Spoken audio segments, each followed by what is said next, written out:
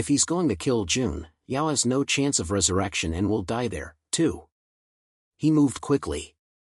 He reached Yao and released an ice attack. The pitch-black zombie tyrant king was frozen. Yue dragged Yao up while telling him to run. Pitch-black zombie tyrant king roared loudly and broke through the ice. Yue noticed that his A-level ice spike spell only dealt a little over a 100 damage. He stood to face it while thinking that a level 17 3-star boss is indeed a bit difficult to deal with. Yue can only rely on his greater agility to find opportunities to cast spells and counterattack through positioning. He landed an attack on its torso.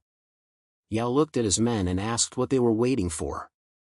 He ordered them to help, but his men explained that they will just be a cannon fodder to that monster. Yue was having a difficult time since pitch-black zombie tyrant king was quite speedy.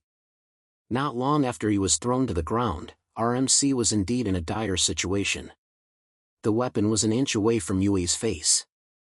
Unexpectedly, the pitch-black zombie tyrant king was electrocuted. It was Yen.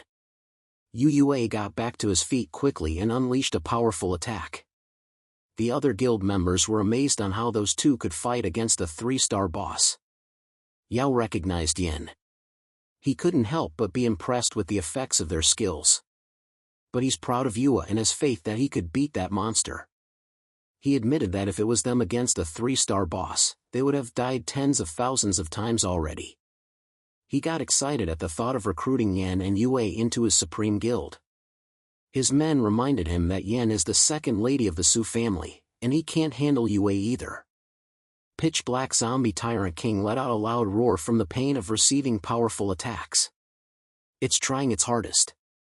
In RMC's mind, fortunately, its health is already low. Yen called you to deal the final blow. You replied that he's the golden secret order holder. Yen asked what he just said. Then she understood. She concentrated her power on her staff and released the attack called Flowing Fire. It burned the pitch-black zombie tyrant king into ashes. After that, everyone in there had leveled up. The system window displayed a regional announcement. It was a congratulatory message for the player Yen for being the first to clear the level 15 secret dungeon pitch-black zombie dungeon. She received a reward of 1 realm scroll. Everyone rejoiced.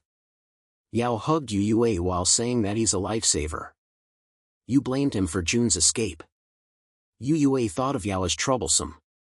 Yao asked what they should do now, then thought of offering Yue $1 million. That made you inquire if Yao has anything besides money. Yao confidently replied yes and shared his dream of recruiting all the strong players and building the strongest guild in the world, which is a smooth transition to inviting Yue again to join his guild. He tempted Yue by saying that his family has the largest pharmacy in Linhai City and if he joins there will be endless supplies of medicine. Yue once again rejected the offer. Yao became serious and clarified what he's saying. He shared that his family has cooperative relationships with the top Forge family, the Shirao family, and the Enchanting family, the Shangwan family. The mention of the forging master, Shirao family caught Yue's attention. Yao elaborated that his dad is friends with the head of the Shirao family. As long as there are enough materials, any equipment can be made with just one word from him. Yue thought about it since compared to buying, forgers can often create higher quality equipment. Yao is back to his playful self again and expresses that it's okay if Yue isn't ready to join yet. He asked if they could start with adding each other as friends first and if ever he needs equipment made, he could help him with it. Yue agreed to that. You exit through the portal while Yao waves goodbye to them. Everyone was gossiping about Yen now. They couldn't help but adore epic class hunters, especially Yen, who is beautiful and capable. Jun overheard the conversation and boasted that Yen is a key member of their pavilion. He bragged about the strength of their pavilion. It was reported to Jun that Yen killed the boss and Yue had survived, too. Jun admitted that he underestimated that guy.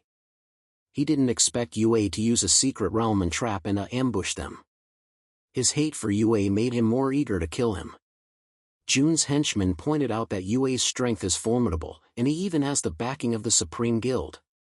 Jun reasoned that even if they can't kill him, it doesn't mean that others can't. The man asked who June was referring to. June remembered that last year there were quite a few veteran players who were stuck in the third world.